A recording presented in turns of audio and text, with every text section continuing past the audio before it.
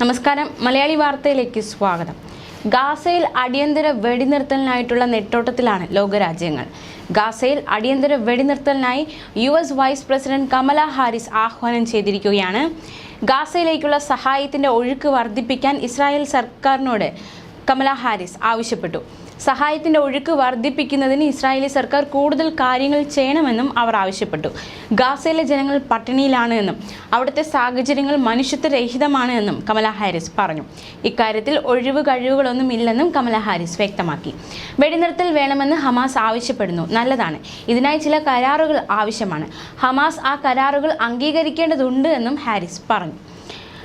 ബന്ദികളെ അവരുടെ കുടുംബത്തോടൊപ്പം കൂട്ടിച്ചേർക്കാമെന്നും ഗാസയിലെ ജനങ്ങൾക്ക് അടിയന്തര സഹായം നൽകാമെന്നും കമല ഹാരിസ് വ്യക്തമാക്കി.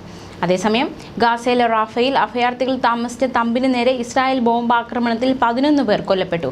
ഇതിൽ കൂടുതലും കുട്ടികളാണെന്ന് റിപ്പോർട്ടുണ്ട്. ഇവരടക്കം 90 പേരാണ് 24 മണിക്കൂറിനിടെ ഗാസയിൽ കൊല്ലപ്പെട്ടത്. ഗാസ യുദ്ധത്തിൽ ഇതുവരെ കൊല്ലപ്പെട്ടവർ 30,410 71,700 പേർക്ക് പരിക്കേറ്റു. ദൈർ അൽ ബലാഹ്, ഖാൻ യൂനൂസ് എന്നിവിടങ്ങളിലും ബോംബാക്രമണം നടത്തി.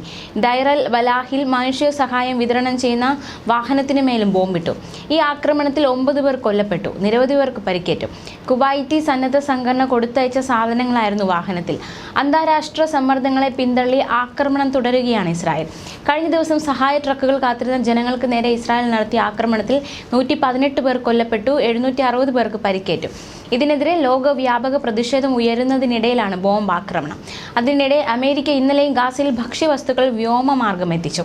ഇസ്രായേൽ ആക്രമണത്തിന് നിരുപാധിക പിന്തുണ നൽകുന്നത് രാജ്യത്തിനകത്തും പുറത്തും കനത്ത പ്രതിഷേധത്തിനിടയാക്കിയ സാഹചര്യത്തിലാണ് US-ന്റെ എയർ ഡ്രോപ്പിംഗ്. ഗാസയുടെ വിവിധയിടങ്ങളിൽ സഹായം ഉറപ്പാക്കണമെന്ന ലോകരാജ്യങ്ങളുടെ സമ്മർദ്ദം ഇസ്രായേൽ തള്ളി. ഫലസ്തീനിലെ വംശഹത്യ അവസാനിപ്പിക്കണമെന്നാവശ്യപ്പെട്ട് അമേരിക്കയിലെ ഇസ്രായേൽ എംബസിക്ക് മുന്നിൽ ആയിരങ്ങൾ ഒത്തുകൂടി. ഫലസ്തീനെ സ്വതന്ത്രമാക്കുക, വംശഹത്യ അവസാനിപ്പിക്കുക എന്നിങ്ങനെ എഴുതിയ ബാനർ ഉയർത്തിയായിരുന്നു പ്രതിഷേധം. ഈ വംശഹത്യയിൽ എനിക്ക് പങ്കില്ല എന്ന് പറഞ്ഞ് കഴിഞ്ഞയാഴ്ച US സൈനികൻ ആരോൺ ബുഷ്നൽ സ്വയം തീ കൊളുത്തി മരിച്ച സ്ഥലത്താണ് പ്രതിഷേധ സംഗമം അരങ്ങേറിയത്. ആരോൺ ബുഷ്നലിന്റെ ചിത്രവുമേന്തിയായിരുന്നു പ്രകടനം. കഴിഞ്ഞ ഞായറാഴ്ച വാഷിംഗ്ടണിലെ DC-യിലെ ഇസ്രായേൽ എംബസിക്ക് മുന്നിൽ 25-കാരനായ ആരോൺ ബുഷ്നലാണ് സ്വയം തീ കൊളുത്തിയത്.